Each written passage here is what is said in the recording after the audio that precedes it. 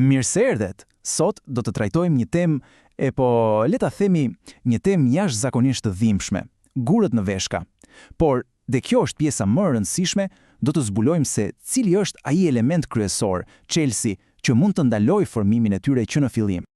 Ky citat vjen nga përvoja reale e dikujt që e ka kaluar këtë ferr. Një dhimbje, imagjinoni, aq e fortë sa përfundoi në urgjencë. Dhe pikërisht kërkimi i tij personal, odiseja e tij për të gjetur një zgjidhje, është themeli i gjithçkaje që do të analizojmë së bashku sot. Mirë, atëherë cila është këshilla që dëgjojmë gjithmonë për të parandaluar gurët në veshka? Shumica e këshillave flasin për disa fajtorë dhe zgjidhje të zakonshme, por siç do ta kuptojmë shumë shpejt, ato nuk e tregojnë dot gjithë historinë. Mungon diçka. Me siguri e kemi dëgjuar të gjithë. Pi më shumë ujë, kujdes me ushqimet si spinaçi apo bajamet që kanë shumë oksalate, shto pak lëng limoni për citratet. Dhe, të jemi të qartë, këto janë këshillat mira, absolutisht. Por problemi është ky.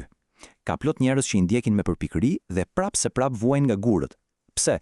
Sepse mungon një pjesë thelbësore e puzzle-it. Dhe pikërisht këtu gjërat bën konfuze, por edhe shumë interesante. Të gjithë e dimë që vitamina D është e rëndësishme apo jo? Po ja ku është paradoksi. Marrja e sasive të mëdha të vitaminës D në fakt e rrit rrezikun e gurëve në veshka. Si ka mundësi kjo? Kjo pyetje, kjo kontradikt, na jep një indicie të artë për të gjetur elementin ton të fshehtë. Pra, cila është kjo pjesë e munguar e puzzle-it? Le ta zbulojmë duke ndërtuar një lloj portreti robot të tij. Do të shikojmë 3 gjëra kryesore që bën në trup dhe kështu do ta identifikojmë. Pika e parë, ky element misterioz ka një tërheqje magnetike për oksalatet. Pra, për ato komponentët në ushqime që duan të kthehen në kristale. Dhe kjo tërheqje është shumë më e fortë se ajo e kalciumit. Çfarë do thotë kjo? Që ai i kap oksalatet dhe i neutralizon përpara se ato të kenë mundësi të lidhen me kalciumin dhe të formojnë gur. Praktikisht u apret rrugën. Pika e dytë. Ky element është si ndihmësi kryesor i vitaminës D. Mund ta mendojmë kështu, vitamina D ka për detyrë ta marrë kalciumin dhe ta çojë te kockat, aty ku i takon. Por pak të ndihmës, vitamina D është si një taksi pa çelësa. Ajo nuk e lëviz dot kalciumin. Dhe çfarë ndodh? Kalciumi mbetet rrugëve, në qarkullimin e gjakut dhe ku përfundon, grumbullohet në veshka. Dhe ja, kjo e zgjidh plotësisht misterin e vitaminës D. Dhe e treta, dhe kjo është po aq e rëndësishme, ky element ndihmon vetë trupin ton që të prodhojë më shumë citrate. Pikërisht ato komponentet që i gjejmë te limonët dhe që janë të famshme, sepse ndihmojnë në shkrirjen e gurëve që mund të jenë formuar tashmë. Pra punon në 2 fronte. Mirë, tani le të i bashkojmë të gjitha pikat. Një element që kap oksalatet, që ndihmon vitaminën D dhe që rrit citratet, përgjigjja fillon të bëhet goxha e qartë, apo jo? Dhe pjesa më e bukur është se zgjidhja nuk është ndonjë ilaç i komplikuar apo ndonjë dietë që të çmet, por thjesht një mineral i vetëm.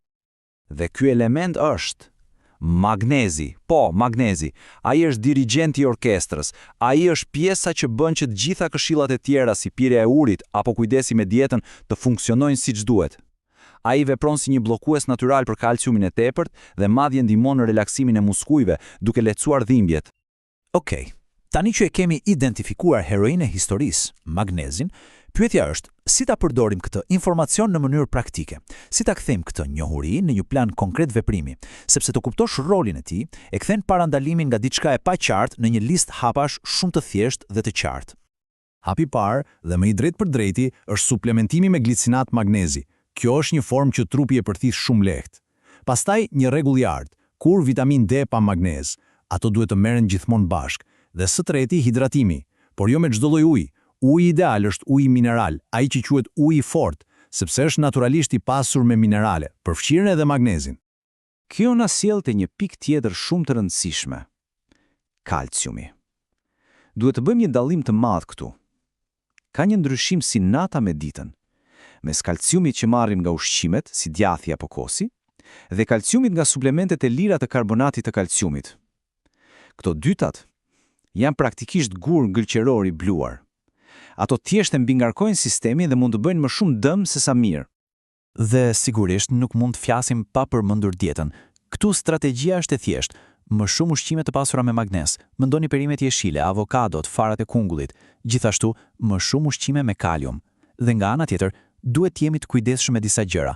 Kryesisht, duhen shmangur ushqimet e përpunuara dhe në veçanti pijet e tipit kola. Acidi fosforik që ato përmbajnë është një armik i vërtet në këtë betejë. Por nuk mbaron me kaq. Përtej asaj që ham, duhet të mendojmë edhe për gjërat që na vjedhin magnezin nga trupi. Po, pikërisht, stresi kronik është një hajdut i madh i magnezit. Po ashtu edhe djersitja e tepërt nga ushtrimet apo sauna.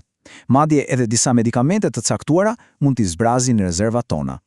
Pra, është e rëndësishme t'i dim këto gjëra për të përshtatur sasinë e magnezit që marrim. Pra, për ta përmblidhur, ideja kryesore është kjo. Magnezi nuk është thjesht një ndihmës, ai është qelsi kryesor që zgjidh gjithë mekanizmin e parandalimit të gurve në veshka. Dhe kjo na lë me një pyetje të fundit, shumë intriguese. Nëse ky mineral i vetëm mund të zgjidhë një problem kaq të komplikuar dhe të dhimbshëm, imagjinoni pak, qelsin e sa mistereve të tjera të shëndetit mund të mbajë ai në dorë.